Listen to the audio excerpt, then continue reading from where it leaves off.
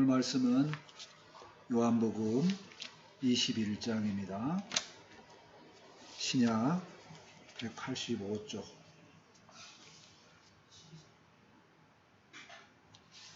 신약 185쪽 요한복음 21장입니다.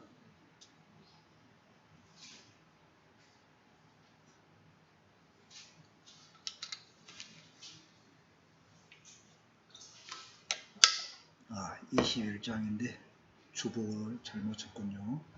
21장 1절에서 14절까지 한 절씩 교독합니다. 그 후에 예수께서 디베랴 호수에서 또 제자들에게 자기를 나타내셨으니 나타내신 일은 이러하니라. 시몬 베드로와 도마와 갈릴리 가나 사람 나다나엘과 세베대의 아들들과 또 다른 제자들이 함께 있더니 시몬 베드로가 나는 물고기 잡으러 가노라 하니 그들이 우리도 함께 가겠다 하고 나가서 배에 올랐으나 그날 밤에 아무것도 잡지 못하였더니 날이 새어갈 때에 예수께서 바닷가에 섰으니 제자들이 예수이신 줄 알지 못하는지라. 예수께서 이르시되 애들아 너희에게 고기가 있느냐 대답하되 없나이다. 이 시대에 그물을 베어 물에 던지라 위하여 잡으리라 하시니 이에 던졌더니 물고기가 많아 그물을 들 수 없더라. 예수께서 사랑하시는 그 제자가 베드로에게 이르되 주님이시라 하니 시몬 베드로가 벗고 있다가 주님이라 하는 말을 듣고 겉옷을 두른 후에 바다로 뛰어내리더라.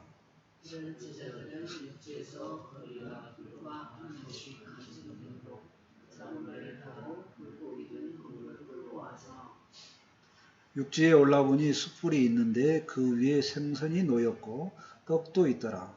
예수께서 이르시되 지금 잡은 생선은 좀 가져오라 하시니 시몬 베드로가 올라가서 그물을 육지에 끌어올리니 가득히 찬 큰 물고기가 153마리라. 이같이 많으나 그물이 찢어지지 아니하였더라. 예수께서 이르시되 와서 조반을 먹으라 하시니 제자들이 주님이신 걸 알므로 당신이 누구냐 감히 묻는 자가 없더라. 예수께서 가셔서 떡을 가져다가 그들에게 주시고 생선도 그와 같이 하시니라. 이것은 예수께서 죽은 자 가운데서 살아나신 후에 세 번째로 제자들에게 나타나신 것이라. 아멘. 오늘 말씀의 제목은 조반을 준비하신 예수님 이렇게 잡아보았습니다. 제자들의 입장에서 예수님께서 이제 부활 승천하신 후에 어떤 삶을 살아야 될까 하는 그런 고민 사항이 있는 그런 조건입니다. 그때 예수님께서 이제 나타나셨는데요. 오늘은 이제 세 번째 나타난 거죠. 세 번째 나타났다. 세 번이라는 것은 또 상당히 우리나라 사람들에게 또 의미가 있지 않습니까? 반복이고 중요한 메시지를 전할 것 같은데 가장 핵심적인 내용이 무엇인가 한번 생각해 보면서 예수님이 우리에게 가장 원하시는 마음이 무엇인가 생각해 보는 시간이 되었으면 좋겠습니다. 아멘. 첫 번째로 아무것도 못 잡는 날 이렇게 잡아봤습니다. 1절 말씀 보실까요? 그 후에 예수께서 디베랴 호수에서 또 제자들에게 자기를 나타내셨으니 나타내신 일은 이러하니라. 이제 서론이죠. 이야기의 도의 부분입니다. 그 후에 그랬으니까 앞에 있었던 일이죠. 요한복음에 나타난 아니 예수님의 탄생부터 모든 것을 기록한 요한복음 전체를 그 후에로 이렇게 묶는 거죠.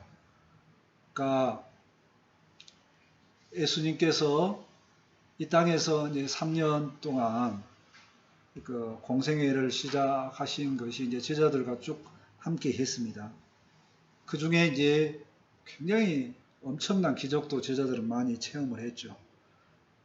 그래서 예수님을 중심으로 해서 이 땅에 정말 하나님이 원하시는 하나님 나라가 올 거다 이렇게 기대를 하고 있었는데 갑자기 예수님께서 십자가에 죽으시니까 제자들은 당황한 거죠. 어떻게 해야 될지 모르는 상황입니다. 그래서 그냥 모여있기만 할 때에 예수님께서 찾아오셔서 너희에게 평강이 있을지어다. 이렇게 이제 위로를 해 주셨죠. 2번 위로해 주셨습니다. 한 번은 그 제자들이 다 모였을 때고, 또 그 중에 한 명이 빠졌는데 도마 때문에 한 번 더 오죠. 그 2번 다 전파한 메시지가 평강이 있을지어다, 이렇게 메시지를 전했습니다. 아무튼 이렇게 예수님께서 평강을 선포하신 이후에 제자들이 모여서 뭔가를 시작하긴 해야 됩니다. 그냥 모여 있습니다. 이때 가장 핵심 제자인 수제자 베드로가 어떤 말을 할까요? 자, 모여있는 사람 누군가요? 2절 볼까요? 시몬 베드로와 디두모로 하는 도마와 2명 나오죠. 갈릴리 사람 나다나엘과 3명, 세베대의 아들들, 그러니까 아들들 2명입니다. 또 다른 제자들 둘도 함께 있습니다. 그러니까 7명이 모여있는 겁니다. 11명 중에. 자, 아무튼 함께 모여있는데 그들은 뭔가를 시작을 해야 됩니다. 드디어 수제자인 베드로가 입을 엽니다. 3절 시몬 베드로가 나는 물고기 잡으러 가노라 하니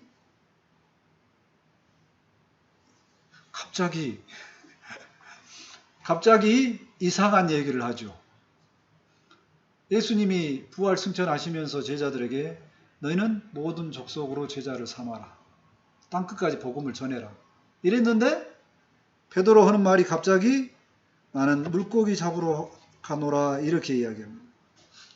다른 제자들도 마찬가지일 겁니다. 자기가 믿고 따랐던 수제자, 자기 리더 예수님이 갑자기 없어지니까 방향성이 없는 거죠. 그래서 누구를 봅니까 그때? 그래도 수제자를 보죠. 베드로가 뭐라고 합니까? 물고기 잡으러 간다는 겁니다. 베드로가 물고기 잡으러 간다는 얘기는 옛날로 회귀한다, 돌아간다는 거죠. 먹고 살 일이 그거였으니까 익숙한 대로 가겠다 이렇게 하는 거죠. 이 말은 예수님 만나기 전으로 돌아가겠다는 얘기입니다. 나머지 사람들이 뭐라고 합니까? 그들이 우리도 함께 가겠다. 가만히 보니까 멤버들이요, 전부 다 어디 쪽에 가깝습니까? 갈릴리 출신들. 그러니까 나머지 사람들은 아마 다른 일을 할 수 있는데 분위기가 그 사람들이 있었을 때 베드로가 이 말을 하기가 더 편해서 아마 그랬을 수도 있을 것 같습니다. 그래서 물고기 잡으러 간다고 하니까 나머지 사람들도 한 명도 이 말을 안 해요. 우리가 받은 사명이 뭔데 그거 때려치고 지금 물고기 잡으러 가면 됩니까? 이렇게 판문한 사람이 아무도 없어요. 나머지도 베드로하고 마음의 상태가 똑같다는 겁니다. 그래서 물고기 잡으러 갑니다. 그날 밤에 어때요? 그날 밤에 아무것도 잡지 못하였더니, 이 착잡한 마음에 정말 물고기를 잡는데 온 정성 다해서 기쁨으로 잡는 게 아니죠. 지금 할 일이 없어서 할 일을 쫓아가다가 틀어서 옛날 그 일을 하게 되는 거죠. 그러니 마음도 안 가고 정성도 안 들여지고 힘도 없고 그런 겁니다. 그래서 아무것도 못 잡습니다. 어쩌면 당연한 얘기인지도 모르겠습니다. 4절을 계속 봅니다. 날이 새어갈 때에 예수께서 바닷가에 서셨으나 제자들이 예수인 줄 알지 못하더라. 자, 그 제자들이 모여서 물고기를 잡고 있는데 예수님께서 멀찌멀찌 서서 보십니다. 보니까 아무것도 못 잡았죠. 근데 반대로 이제 제자들이 누군가 한 명이 딱 저기 서 있는 걸 보입니다. 보고 있어요. 보고 있는데 예수님인지를 알아요? 몰라요? 몰라요. 날씨 기상 상태 때문에 그럴 수도 있지만 분위기가 거의 그겁니다. 예수님은 부활 승천해서 하늘로 갔다니까요. 그런 생각을 하니까 또 자기들은 뭔가를 하다가 실패한 듯한 그런 모습 있죠. 그러니까 영적으로는 살이 분별이 안 된 상태입니다. 예수님을 모른다? 예수님을 못 보고 있다? 영적으로 무지하다. 이런 상태죠. 제자들의 지금 상태는요, 몸은 어디로 갔습니까? 예수님을 만나기 전 상태로 돌아갔습니다. 행동은 뭘 하고 있습니까? 평생 살면서 가장 익숙한 그 행동하고 있습니다. 그러니까 열심히 교회 생활하다가 예수님과 관계성이 딱 끊어지면 뭐예요? 그 행동하는 거 다시 익숙하던 거. 예전에 술 먹고 놀기 좋아하는 사람은 술 먹으러 가고, 예전에 뭐 작품 활동하던 사람들은 뭐 작품 활동하러 가고, 이거 간다는 겁니다. 재미는 없어요. 그 일을 하더라도. 근데 그 몸이 어쩐다고요? 회귀한다는 겁니다. 영적으로 완전히 바닥 상태죠. 우리의 삶도 똑같습니다. 이 제자들의 모습하고 완전히 똑같아요. 세상에 지쳐있다가 예수님 만나면서 다른 세상을 경험을 합니다. 세상이 달라집니다. 엄청난 경험을 하게 되죠. 예수님 처음 만날 때. 그래서 자기를 발견합니다. 하나님이 얼마나 귀한 백성인지도 발견하고요. 기도하면 막 뜨거운 체험도 있고, 그 다음에 알지 못하는 신비한 현상도 체험하게 되고, 그래서 정말 세상이, 온 우주가 주님 한 분, 또 내 중심으로 이렇게 흘러간 것 같은 그런 인상이 듭니다. 내가 기도했더니 막 다리가 생기고, 막 길이 열리고, 막 이렇게 된다는 거, 막 그렇게 보여요, 막 세상이. 근데 그런 것들이 많이 맞아. 그러니까 엄청난 그런 것을 체험하다가 어떤 위기가 오냐면 딱 이런 위기가 옵니다. 예수님께서 십자가에 죽으시고 하늘로 올라가던 그 일처럼 우리에게도 이러한 위기가 옵니다. 그러면 뭐예요?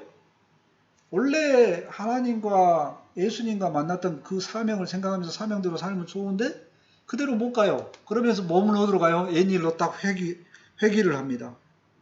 정말 한심한 모습 그대로 보여지죠. 이런 한심한 때에 주님은 찾아오십니다. 왜 찾아오셔요? 우리의 고통을 알기 때문에. 우리의 내면의 고통을 알죠. 옳은 일이 무슨 일을 해야 되는지 아는데 행동은 이것밖에 못하고 있으니까 얼마나 힘듭니까? 그때 주님이 찾아오십니다. 시편 기자는 우리의 이 연약함을 안다고 기록을 하고 있습니다. 출애굽기, 시편 기자가 아니고 출애굽기 3장 7절에 여호와께서 이르시되 내가 애굽에 있는 내 백성의 고통을 분명히 보고 그들이 그들의 감독자로 말미암아 부르짖음을 듣고 그 근심을 알고. 우리 하나님은 우리의 생애 전과 지금과 이후에 다 아십니다. 그래서 그 아시는 주님이 찾아오신다는 것입니다. 우리 주님이 우리를 아시니 얼마나 감사한지 모르겠습니다. 아멘. 두 번째로는 153마리 물고기 잡는 내용을 말하고자 합니다. 5절 말씀을 보시겠습니다. 예수께서 이르시되 얘들아 너에게 고기가 있느냐? 예수님이 다른 질문하는 게 아니라 고기 잡고 있으니까 고기 잡는 질문하는 거죠. 그들이 대답합니다. 뭐라고요? 없나이다. 지금 제자들이 영적으로 바닥에 있으니까 딱 거기에 맞는 수준의 질문을 하는 거죠. 고기 있느냐고. 그래서 예수님께서 방향을 주십니다. 6절 이르시되 그물을 배 오른편에 던져라. 그리하면 차부리라 하시니라. 자, 배가 있는데요. 왼편에다 그물 넣는 거하고 오른편에 그물 넣는 거하고 그물이 어디로 갑니까? 다 그 배 밑에 차이가 없어요. 그런데도 예수님의 말은 오른편에 던지라고 이야기를 합니다. 근데 제자들이 생각이 있어요? 없어요? 없어요. 영적으로 바닥 상태니까 누군가 뭔 말만 하면 그대로 따라야 행동은. 왜? 머리는 딴 생각을 하거든. 그러니까 그 물고기를 잡기 위해서 오른쪽으로 던지라는 사람이 누군지도 몰라. 그러면서 오른쪽으로 던집니다. 이에 던졌더니 어떻게 해요? 물고기가 많아 그물을 들 수 없더라.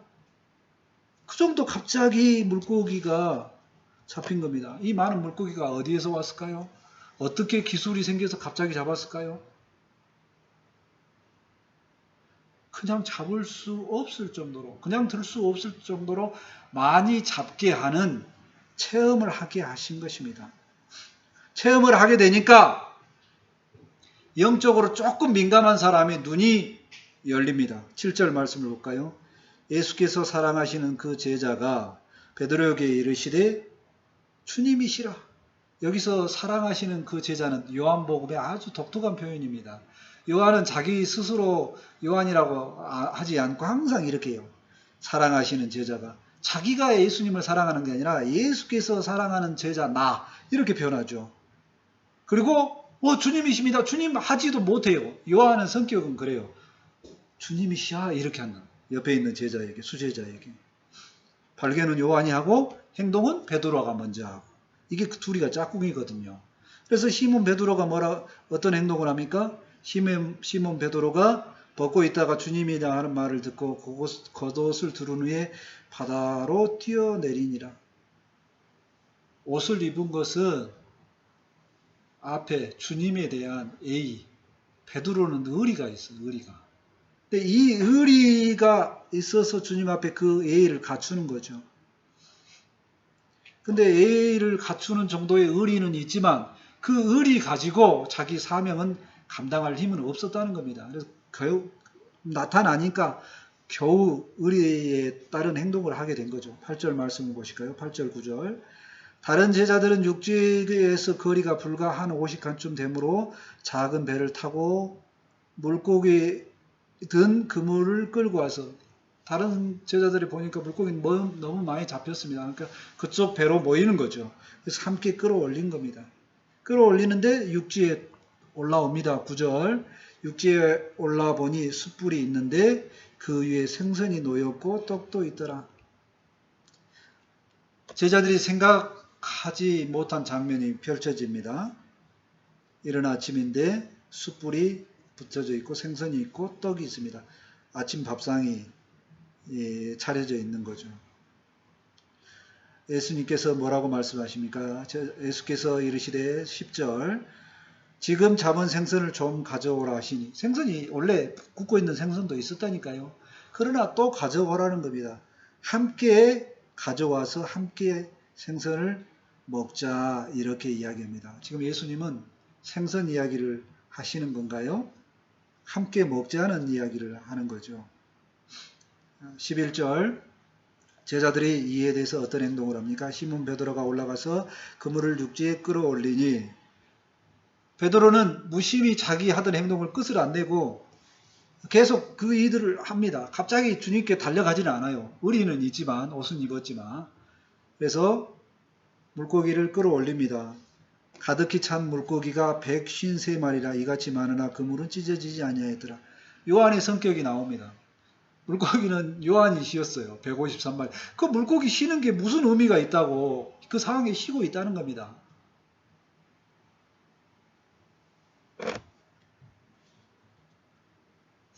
예수님께서 제자들을 이렇게 세 번째 만나는 장면에서 이 153마리 물고기를 잡은 게 어떤 의미가 있을까요? 제자들은 분명하게 예전의 생활로 완전히 돌아가 있었습니다.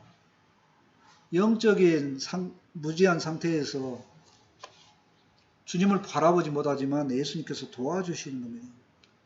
그리고 다시 그 제자들이 영적인 상태로 돌아오도록 예전에 했던 그 체험을 다시 생각나게 하는 그 행동을 하게 하는 겁니다. 수제자 베드로가 예수님을 직접 딱 만난 게 뭡니까? 밤새 수고하였으나 아무것도 못 잡았어요. 그런데 예수님께서 뭐라고 하냐면 깊은 데로 가서 그물을 내려 고기를 잡아라. 그랬더니 너무 많이 잡게 됩니다. 그러니까 제자들을 또 다른 동료들을 부르죠. 그 동료들이 이 제자들입니다. 그래서 너무 고기가 많아서 그물이 찢어질 정도로 많이 잡죠. 그 경험을 다시 하게 됩니다. 이 체험을 통해서 이 153마리의 생선을 잡는 이 과정을 통해서 옛날부터 주님을 만나는 시간부터 주님과 헤어진 시간까지의 모든 체험이 하나의 파노라마처럼 싹 몰려오는 거죠. 이렇게 주님과 동행했는데 하는 그런 경험을 하게 되는 겁니다. 그 경험 속에서 주님과 깊은 인격적인 관계가 있었던 모든 것을 생각해 보도록 하는 거죠. 그때도 주님이 먼저 찾아오셨고 지금도 주님이 먼저 찾아오시네요. 그리고 그 주님은 하나님과 본체이시고 자연 만물을 다스리기 때문에 언제든지 153마리와 같은 생선은 마음대로 조절하실 수 있는 그런 분이시다. 이걸 깨닫게 되는 거죠. 그런데 제자들의 반응은요. 그런 체험이 마음에 몰려와도 여전히 행동은 어떻습니까? 시큰둥한 그런 형태입니다. 제자들의 이런 모습을 보니까요. 참 많이 위로가 됩니다. 뭔가 한번 실패하고 자기 방향을 못 잡고 있어서 주님이 위로를 해 주시는데도 행동이 잘 안 가는 거예요. 그런데 그럼에도 불구하고 또 찾아오시고 또 찾아오시는 주님이 더 위로가 되죠. 더 위로가 됩니다. 세상에서는 사람들이 한두 번 실수하면은요, 잘 찾아오지 않습니다. 그러나 주님은 또 찾아오시죠. 세 번째 찾아오십니다. 왜 사명 감당 안 하냐? 회복 말하지 아니하고 책망하지 아니하고 먼저 내면이 회복하도록 도와주시는 것입니다. 그 어려울 때 주님과 함께 했을 때 놀라운 체험들을 자기가 다 했던 주님과 함께 했던 그 체험이 다시금 내면에서 일어나도록 도와주신다는 것입니다. 시편 기자는 우리가 그렇게 회복되기를 원하고 그 표적 같은 그것을 보기를 원하십니다. 시편 86편 17편에 은총의 표적을 내게 보이소서. 그러면 나를 미워하는 그들이 보고 부끄러워하오리니 여호와여 주는 나를 돕고 이로하신 이이시니이다. 주님의 이로가 있으면 남들이 인정할 만한 그런 표적을 주님 보여주십시오라고 시편 기자가 이렇게 이야기를 하죠. 정말 힘들 때는 이런 표적이라도 보여주시면서 위로해 주신 주님을 생각할 때 참으로 감사합니다. 아멘. 세 번째, 초반을 먹으라 하신 주님을 보고자 합니다. 12절 말씀을 보시겠습니다. 예수께서 이르시되 조반을 먹으라 하시니 제자들이 주님이신 줄 아는 고로 당신이 누구냐 감히 묻는 자가 없더라. 예수님께서 세 번째 나타나셔서 조반을 준비해 주시고 조반을 먹으라고 합니다. 와서 조반을 먹어라. 밥을 먹어라. 밥은 먹었냐? 이게 우리 동양인들에게 굉장히 공감이 가는 위로의 말이죠. 다른 말 필요가 없습니다. 관계성 회복에 밥 먹었냐? 이거 물어보면 됩니다. 그래서 제자들은 주님인 줄 알고 있지만 감히 뭐라고 이야기를 하지 않고 그냥 눈치 보면서 말도 못하고 그저 조반 먹으라는 그 소리에 마음은 감동이 되지만 행동으로는 뜨겁게 해가지도 못하고 어정쩡한 그런 모습으로 있는 겁니다. 13절 계속합니다. 예수께서 행동하십니다. 예수께서 가셔서 떡을 이렇게 가져다가 그들에게 주시고 생선도 그와 같이 하시니라. 이 주님께서 주십니다.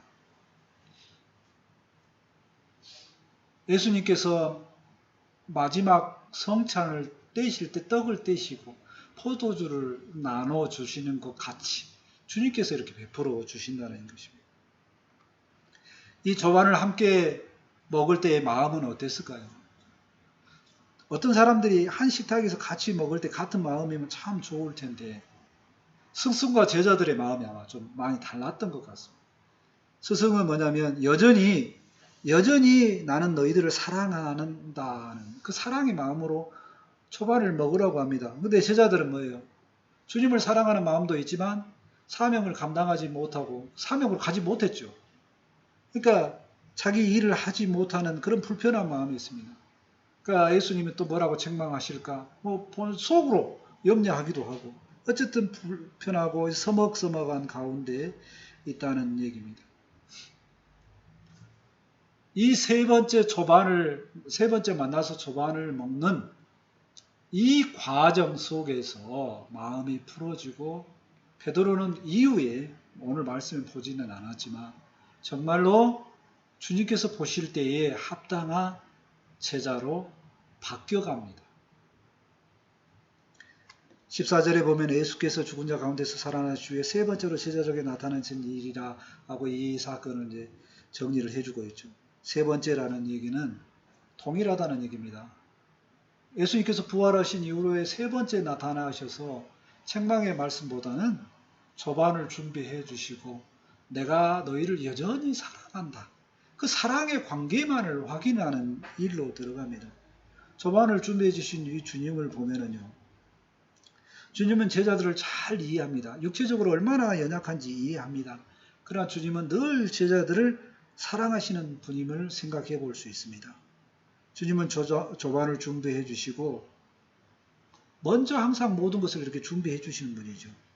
그 주님은 위로의 주님이십니다. 실패의식에 젖어 있고 사망도 던져버린 제자들을 먼저 위로해 주신 세 번째 조반의 가장 중요한 의미가 뭐냐? 세 번째 나타나심의 가장 중요한 의미가 바로 이 위로라는 겁니다. 주님과 함께하는 제자들, 그 위로 속에 있어야지만 가능하다는 겁니다. 조반을 먹으면서 함께 먹으면서 늘 함께한 것을 생각했을 것입니다. 함께 잡은 고기를 먹고 주님과 동행하였던 시간이 아름다운 것을 떠올렸을 수도 있습니다. 그동안 주님과 함께 사는 삶들이 이제 고난의 삶이기도 하고 세상적으로 안 좋아 보였던 그런 일도 있지만 하나님이 원하시는 가장 귀한 삶임을 압니다. 그 귀한 삶도 주님이 함께 해야지만 가능했고 주님 떠나면 힘들 텐데 이런 생각할 수 있습니다. 함께 조반을 먹으면서 함께 하시는 주님을 생각을 하게 되는 거죠. 주님은 우리와 늘 함께 하신다고 약속하셨습니다. 마태복음 마지막에 28장 20절에 내가 너희에게 분부한 모든 것을 가르쳐 지키게 하라. 볼지어다 내가 세상 끝날까지 너희와 항상 함께 있으리라. 주님과 우리는 비록 헤어지지만 함께 하신다고 그랬어요. 그 함께 하시는 주님이 있기 때문에 우리는 다시 회복될 수 있음을 믿습니다. 그리고 주님이 오시는 대로 능력으로 일어설 수 있음을 믿습니다. 능력으로 살아갈 수 있음을 믿습니다. 아멘. 말씀은 정리합니다. 아무것도 하지 못할 상태의 마음에 놓여 있는 제자들은 회개하여서 고기 잡으러 갑니다. 그 모습이 안타깝지만 예수님은 책망치 않으시고 찾아오셔서 조반을 준비해 주시고 위로해 주십니다. 그리고 우리와 늘 함께 하시는 그런 모습을 보여주십니다. 또 약속의 말씀도 주셨습니다. 세상 끝날까지 함께 하신다고 하셨습니다. 우리 함께 하시는 주님을 생각할 때 우리가 위로를 받고 능력으로 살아갈 수 있음을 믿습니다. 아멘. 기도합니다. 하나님 감사합니다. 어렵고 힘들 때에 찾아오시고 직접 조반을 준비해 주신 예수님의 은혜의 사랑을 인하여 참으로 감사합니다. 우리가 연약하고 힘들 때 참으로 찾아오신 주님 때문에 위로를 받고 그 주님과 함께함으로 힘있고 능력으로 살아감을 고백합니다. 일평생 함께 하시는 주님을 어떤 식으로든 놓치지 않고 붙잡고 살아갈 수 있도록 함께하여 주옵소서. 이제 말씀을 받아사오니 이 말씀이 능력이 되고 힘이 될 수 있도록 함께하여 주옵소서. 감사하며 예수님의 이름으로 기도합니다. 아멘. 찬송 161장 하시고 준비하신 예물 하나님께 드립니다.